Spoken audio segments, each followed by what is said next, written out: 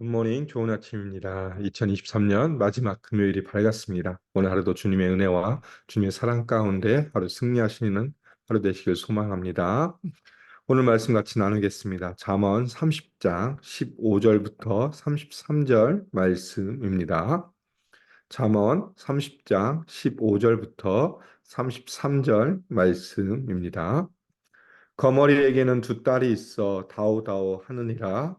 족한 줄을 알지 못하여 족하다 하지 아니하는 것 서너시 있으니 곧 수올과 아이 뱉지 못하는 태와 물로 채울 수 없는 땅과 족하다 하지 아니하는 불이이니라.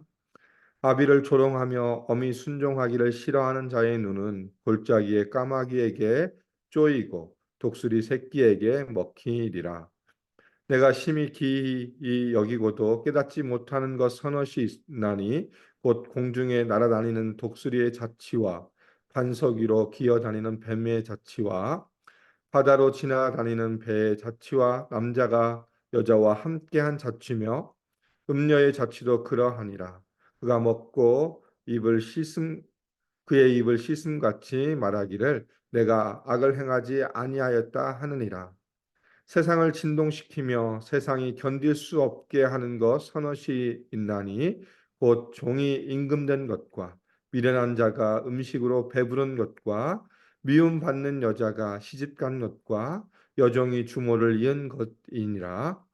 땅에 작고도 가장 지혜로운 것 넷이 있나니 곧 힘이 없는 종류로 돼 먹을 것을 여름에 준비하는 개미와 약한 종류로 돼 집을 바위 사이에 짓는 사반과 임금이 없을 때 다 떼를 지어 나아가는 메뚜기와 손에 잡힐만 하여도 왕궁에 있는 도마뱀이니라. 잘 걸으며 위풍 있게 다니는 것 서너시 있나니 곧 짐승 중에 가장 강하여 아무 짐승 앞에서도 물러가지 아니하는 사자와 사냥개와 숫염소와 및 당할 수 없는 왕이니라. 만일 내가 미련하여 스스로 높은 채 하였거나 혹 악한 일을 도모하였거든 내 손으로 입을 막으라. 대저 젖을 저으면 엉긴 젖이 되고 코를 비틀면 피가 나는 것 같이 노를 격동하면 다툼이 남이니라. 아멘. 오늘 우리가 살펴볼 말씀은 잠언 30장 15절부터 33절 말씀입니다. 아굴의 잠언의 두 번째 시간입니다. 오늘은 특별히 이 15절부터 시작해 33절을 숫자 방언이라고도 부릅니다. 숫자를 사용해서 여러 가지 기술하고 있어서 숫자 방언이라는 별칭을 또 가지고 있는 본문입니다. 우리가 인생을 살다 보면 인생이 참 복잡한 퍼즐과 같죠. 때로는 수수께끼 같이 우리가 알지 못하는 일들로 가득 차 있는 것이 인생입니다. 아구리 이 인생을 보면서 세상을 바라볼 때 이해할 수 없는 일들이 참 많다라는 것을 본인이 겪으면서 세상에서 관찰한 것들을 통해서 지혜자가 본받지 말아야 할 것과 배워야 할 것을 오늘 본문을 통해서 말씀해 주고 있습니다. 15절부터 시작해서 23절까지는 지혜자가 경계해야 될 것, 아구리 인생을 살펴보면서 세상을 관찰하다 보니까 이 우리가 살아가는 인생 가운데서 경계해야 될 것이 무엇인가를 설명해 주고 있는 것이 15절부터 23절의 말씀입니다. 첫 번째는 만족하지 못하는 것에 대해서 설명합니다. 15절부터 시작해서 17절을 통해서 우리 인생 가운데 만족하지 못하는 것들이 무엇이 있나 살펴보면서 첫 번째 이렇게 말합니다. 거머리에 대해서 이야기하죠. 거머리에게는 두 딸이 있어 다오다오 하느니라.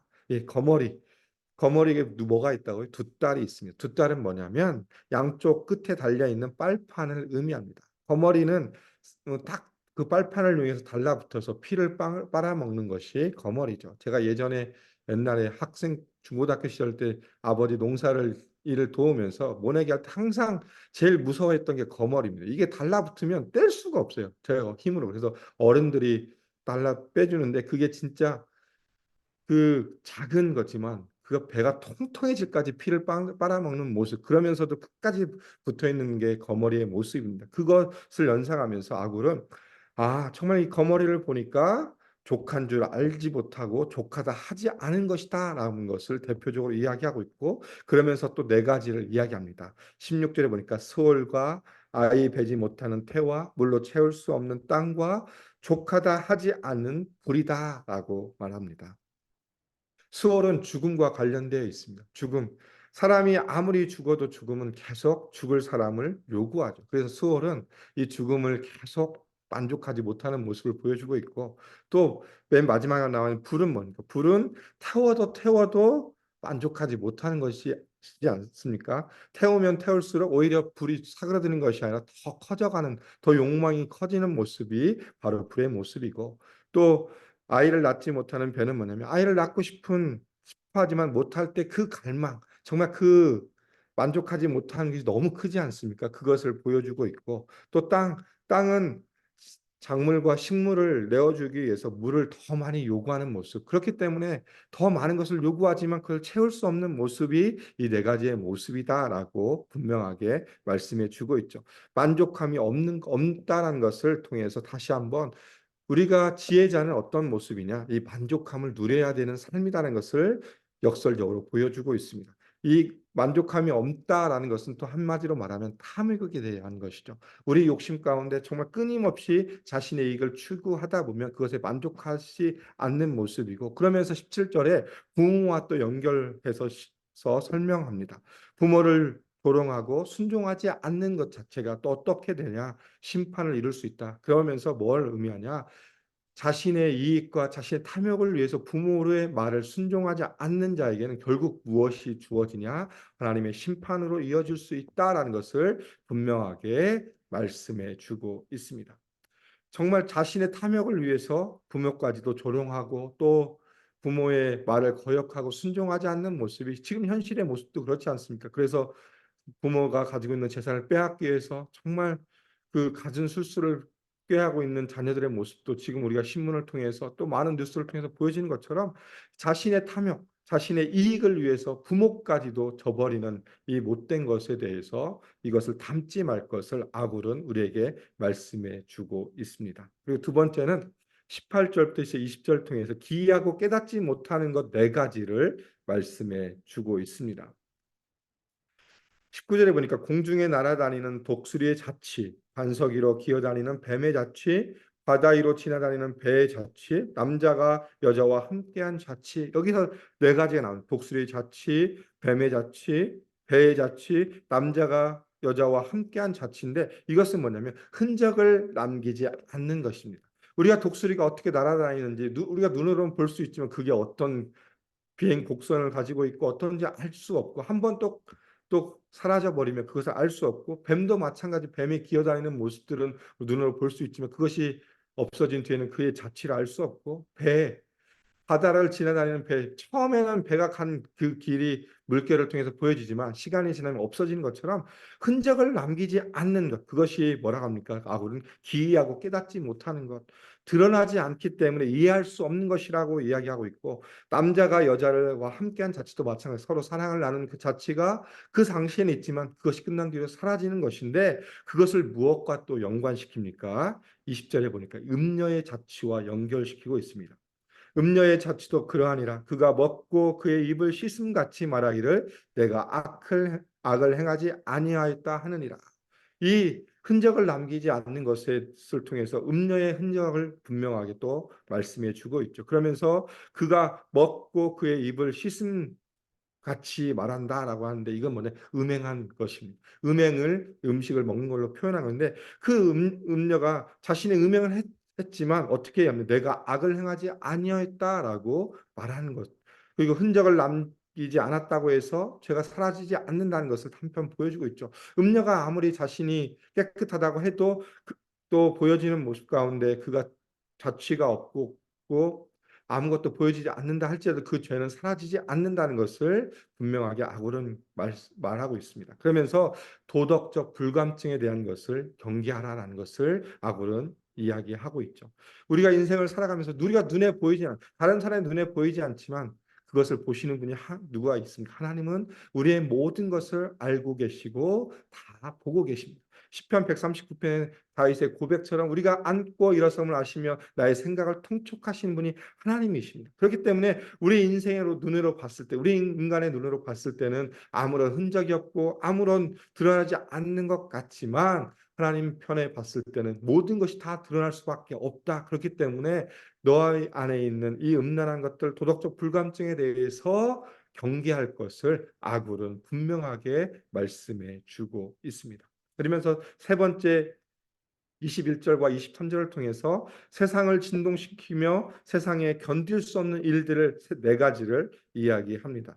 그것은 뭐냐면 22절 곧 종이 임금된 것과 미련한 자가 음식으로 배부른 것과 미움을 받는 여자가 시집간 것과 여종이 주모를 이은 것 세상이 을 진동시키고 세상이 견딜 수 없는 세상이 이해할 수 없는 것이 이 네 가지다. 이것은 뭐냐면 자신의 능력에 맞지 않게 자리에 오르는 것 자체가 잘못된 것이다라는 것을 말씀해 주고 있습니다. 우리가 자신의 능력, 자신의 위치를 지키고 그것을 살아가는 것이 하나님이 주신 지혜인데 그것을 잊어버리고 자신의 능력이 되지 않는 곳에 이르려 하고 오히려 권모술수와 모든 갖은 수단과 방법을 가리지 않고 자신의 능력 밖의 자리에 서서 그렇게 살아가는 것 자체가 오히려 잘못된 것이다라는 것을 아골은 살펴보고 그것이 우리가 경계해야 될 것을 이라는 것을 말씀해 주고 있습니다. 우리가 하나님이 주신 능력 안에서 살아가는 것 그것이 우리에게 주신 하나님의 축복임을 다시 한번 기억하셨으면 좋겠습니다. 우리의 능력이 되지 않는 자리에 오르려고 애쓰고 수고하는 것이 아니라 오히려 그 반대로 하나님이 주신 그 자리에서 그 자리에 최선을 다해서 아름답게 살아가는 삶이 바로 지혜자의 삶의 모습이다라는 것을 아굴은 역설적으로 말씀해 주고 있습니다. 이렇게 세 가지를 통해서 우리가 지혜자로 살아가면서 이것을 경계해야 될 것을 이야기하고 있고요. 그러면서 24절부터 시작해서 31절까지는 지혜자 우리가 어떻게 지혜자로서 이 땅을 살아가면서 세상 가운데 보여지는 모습 가운데 배워야 할 것을 설명해 주고 있습니다. 첫 번째는 뭐냐? 24절과 28절을 통해서 작지만 지혜로운 것들을 통해서 배워야 될 것이 무엇인가라는 것을 말씀해 주고 있죠. 그러면서 네 가지를 이야기하는 개미, 사반, 메뚜기, 도마뱀을 이야기합니다. 25절에 보면 곧 힘이 없는 종류로 돼 먹을 것을 여름에 준비하는 개미의 모습은 무엇입니까? 부지런한 자의 모습이기도 하지만 미래를 준비하는 모습입니다. 여름에 열심히 일하고 겨울에 먹을 것이 없는 걸 준비하는 것. 좋은 시절 가운데 있으면서 어려운 때를 준비하는 그 자세를 배워야 된다. 무엇을 통해서? 개미를 통해서 배워야 되고 사반은 오솔이라고도 불리기도 하고 또 시리아 바위 너구리라고 불리는 조그마한 동물입니다. 크기는 토끼만한 난 동물인데 이것은 방어 능력이 없습니다. 그래서 그 방어 능력이 없기 때문에 천적을 피해서 어떻게 합니까? 집을 바위 사이에 집니다. 결국 자신의 안전을 위해서 애쓰고 수고하는 모습, 개인의 안전을 확보하는 모습을 오소리를 통해서 사반을 통해서 알 수 있다라는 것을 말씀해 주고 있고 그 다음에 27절 보니까 임금이 없으되 다 때를 지어 나가는 메뚜기를 통해서 배운 거는 임금이 없지만 서로 협력해서 때를 지어서 나가는 모습, 서로 협력하고 질서 정연한 모습을 배울 수 있다라는 것을 말씀해 주고 있고요. 마지막에 도마뱀입니다. 도마뱀. 28절에 보면 손에 잡힐만 하여도 왕궁에 있는 도마뱀이다라고 말씀해 주고 있죠. 힘이 없지만 어디에 있다고요? 왕궁에 있습니다. 우리도 텍사스에 살면서 가끔씩 작은 도마뱀들을 보지 않습니까? 교회에서도 가끔씩 보면 교회 안에 들어와 있는 것들을 보면서 정말 힘이 없지만 그들은 독이 없기 때문에 사람들이 그렇게 신경을 쓰지 않습니다. 그러면서 그들이 왕궁에 있든 집안에 있든 서로 신경이 안 쓰는 그것이 뭐냐? 또 정말 하나님이 주신 지혜를 통해서 생존력을 키워가는 모습들 배울 수 있다는 것을 말씀해 주고 있죠. 개미, 사반, 메뚜기, 도마뱀을 통하여 보여주는 건 뭐냐?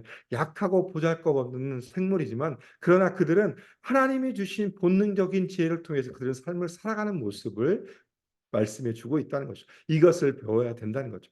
이 동물도 이 정말 지극히 작은 개미, 우리가 때로는 눈에 보이지 않혀서 우리 발을 밟히는 개미지만 그들은 하나님이 주신 본능적인 지혜를 통해 살아가는 것처럼 우리가 이 땅을 살아가면서 사람으로서 하나님의 지혜심 받은 피조물로서 우리가 살아갈 때 하나님이 주신 우리에게 주신 그 지혜를 따라서 살아가는 삶이 되어야 된다. 이것을 배워야 된다는 것을 아굴은 분명하게 말씀해 주고 있습니다.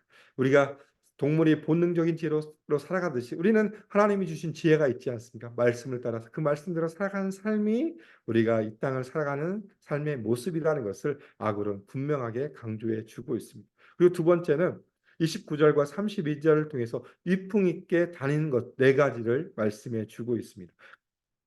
곧 30절에 곧 짐승 중에 가장 강하여 아무 짐승 앞에서도 물러가지 아니하는 사자, 사냥개, 순념소 및 당할 수 없는 왕이니라. 네 가지를 이야기해요. 사자와 사냥개, 순념소, 왕을 의미하는데 이것은 공통점은 뭐냐면 물러나지 않는 용기와 용맹함이 있다는 것입니다. 담대함이 있다는 것. 뭐 사자는 다 아시듯이 동물의 왕으로 하고 동물 앞에서 당당한 모습을 보여주고 있고 사냥개도 마찬가지입니다. 사냥개는 자기 앞에 사냥감이 있다면 그것을 절대 놓치지 않는 것이 사냥감이지 않습니까? 절대 물러나지 않고 용기와 담대함으로 그걸 잡는 모습이 사냥개요. 순념서도 어떤 싸움에 있어서는 절대 물러나지 오직 앞으로 앞으로 전진하는 모습이 순념소입니다. 그러니까 물러나지 않는 용기, 담대한 왕, 담대한 모습을 보여주고 있고 또 마지막으로 무엇입니까? 당할 수 없는 왕. 여기 당할 수 없는 왕은 왕 혼자가 말하는 것이 아니라 군사를 거느리는 왕을 의미합니다. 정말 수많은 군사를 거느리는 왕은 우리가 당할 수 없는 것처럼 정말 물러나지 않는 그 용기와 담대함을 배워라. 너희가 지혜자라면 이 동물들, 이 사람의 모습을 통해서 지혜를 통해서 얻어질 것은 바로 용기와 담대함이다. 우리가 이 땅을 살아가면서 배워야 될 것은 이 담대함과 용기를 가지고 살아갈 것을 분명하게 말씀해 주고 있습니다.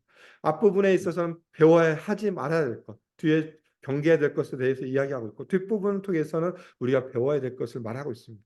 첫 번째를 통틀어서 얘기하면 결국은 탐욕의 문제입니다. 우리의 욕심을 넘어서서 내가 삶의 주인이 돼서 내 마음대로 하는 것에 있어서 그것을 경계할 것을 이야기하고 있고 두 번째는 뭡니까? 결국 지혜에 관련된 부분, 이 작은 것들 또 보여주는 모습, 그 본능적인 지혜와 또 그들의 앞에 보여지는 모습 가운데 물러나지 않고 용기와 담대함을 통해서 보여지는 것은 우리가 하나님 앞에서 하나님을 모시고 살아가는 삶의 모습 가운데 어떻게 이렇게 살아갈 것인가, 지혜롭게 하나님의 말씀을 따라 살아가는 삶의 모습을 분명하게 말씀해 주고 있죠. 그러면서 32절과 33절을 통해서 한마디로 결론을 내려줍니다. 그것은 바로 뭐냐면 겸손해라 라고 말씀해 주고 있죠. 만일 내가 미련하여 스스로 높은 채 하였거나 혹 악한 일을 도모하였거든 내 손으로 입을 막으라. 내 손으로 입을 막으라는 건 뭐냐? 결국 그것을 중지하고 더 이상 하지 말라는 의미입니다. 우리가 사람 앞에서 우리가 잘났다는 것을 드러낸 것이 아니라 오히려 그 반대의 모습을 가져야 될 것을 아굴은 말씀해 주고 있죠. 겸손해라. 교만을 버리고 겸손하는 것이 결국 우리가 이 땅을 살아가는 지혜자의 삶의 모습이다라고 결론을 내려주고 있죠. 그러면서 33절 대저 젖을 저으면 엉긴 젖이 되고 코를 비틀면 피가 나는 것처럼 노를 격동하면 다툼이 나니라. 결국 우리가 우리의 욕심을 채우려다 보면 결국 어떤 일이 벌어지냐? 다툼이 일어날 수밖에 없다라는 것을 통해서 다시 한번 앞에 부분을 설명해 주고 말씀해 주고 있습니다.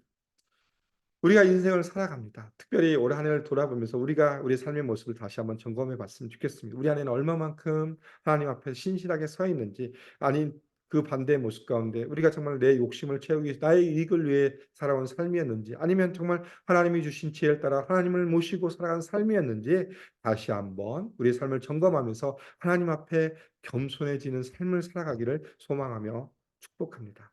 그러면서 야고보서 4장 6절에 이런 말씀이 있습니다. 그러나 더욱 큰 은혜를 주시나니 그러므로 일렀으되 하나님이 교만한 자를 물리치시고 겸손한 자에게 은혜를 주신다 하였느니라. 이 말씀을 오늘 하루 우리가 기억하셨으면 좋겠습니다. 하나님은 교만한 자를 물리치시고 겸손한 자에게 무엇을 주신다고요? 하나님의 하나님 은혜를 주신다. 이 말씀을 따라서 오늘 하루도 주님 주신 겸손한 가운데 우리의 욕심을 버리고 하나님을 따라가고 하나님의 지혜 가운데 살아가는 삶이 되기를 소망하며 축복합니다. 올 한 해 정말 잘 마무리하면서 내년에는 이 말씀처럼 주님 앞에 신실하게 겸손하게 서서 주님을 바라보고 주님이 부어주신 놀라운 은혜를 누리는 귀한 또 2024년이 되기를 주님의 이름으로 소망하며 축복합니다. 아멘. 같이 기도하겠습니다. 하나님 감사합니다. 오늘 또 말씀을 통해서 정말 인생을 살펴보니까 여러 가지 문제들도 있고 많은 것들이 있지만 그러나 그 가운데서 우리가 경계해야 될 것과 또 배워야 될 것에 대해서 살펴보았습니다. 정말 경계해야 될 것은 우리 안에 있는 탐욕, 자신의 유익을 위해서, 자신의 이익을 위해서 수단 방법을 가리지 않는 모습들, 그것을 경계할 것을 오늘 잠언을 통해서 배우게 해 주시고, 또한 우리가 지혜자로서 이 땅을 살아가면서 정말 본능적으로 가지고 있는 작은 동물들이 가지고 있는 지혜를 발휘하는 것처럼 우리가 하나님이 주신 지혜를 통하여서 또 이 땅을 온전히 살아가며 겸손하게 살아갈 수 있는 그 은혜를 우리에게 허락하여 주시며 인도하여 주시옵소서. 정말 또 2024년 마지막 금요일을 살아가는 우리에게 올 한해를 다시 한번 돌아보면 또 내년을 준비할 수 있는 은혜를 허락하여 주시고 더 하나님 앞에 신실하게 겸손하게 서서 주의 말씀 가운데 주의 지혜를 따라 살아가는 삶이 될 수 있도록 오늘 하루도 붙들어 주시며 인도해 주시고 그 삶을 통하여 하나님의 영광이 드러나는 귀한 삶이 될 수 있도록 성령께서 함께하여 주시옵소서. 주님 감사합니다. 예수님의 이름으로 기도합니다. 아멘. 이 시간 우리 말씀을 기억하시면서 같이 기도하겠습니다. 먼저 기도하실 것은 오늘 말씀을 통해서 다시 한번 우리가 하나님 옆에 겸손함으로 주님을 바라보며 주님 앞에 나아가는 삶이 될 수 있도록 기도해 주시고 올 한 해 주님이 베풀어 주신 은혜에 감사하며 또 내년을 주님에게 맡겨드리는 기도를 올려드리겠습니다. 두 번째 기도해 주실 것은 우리 교회 비전입니다. 예수산체 AKPC 말씀, 제자, 미션을 공동체로 교회가 아름답게 세워지고 또 주님이 모시기 합당한 교회를 세워줄 수 있도록 위해서 기도 부탁드리겠습니다. 세 번째 기도해 주실 것은 지금 뉴스 수련회가 진행 중에 있습니다. 이 뉴스 수련회를 통해서 우리 뉴스 아이들이 정말 하나님을 만나고 성령께서 함께 하시는 말미암아 놀라운 은혜를 누리고 돌아올 수 있도록 우리 뉴스 아이들을 위해 기도해 주시고 또 말씀을 전하시는 강사 목사님 주님께서 함께 해주셔서 그 말씀에 담대함을 허락해 주셔서 우리 아이들에게 필요한 말씀 꼭 전해줄 수 있도록 위해서 기도 부탁드리겠습니다. 그리고 송구영 신예배와 또 신년 특별 새벽 기도를 위해서 기도 부탁드리겠습니다. 마지막으로 캄보디아에 선교하고 계신 장성규 선교사님의 삶과 사역을 위해 기도해 주시고 우리 목장에서 후원하는 선교사님들을 위해 기도해 주시고 투병 중인 성도님들의 치유와 회복을 위해서 기도해 주시고 또한 경제적으로 신분적으로 어려운 가운데 있는 성도들을 위해서 합심으로 같이 기도하고 일상의 삶으로 나아가겠습니다. 함께 기도하겠습니다.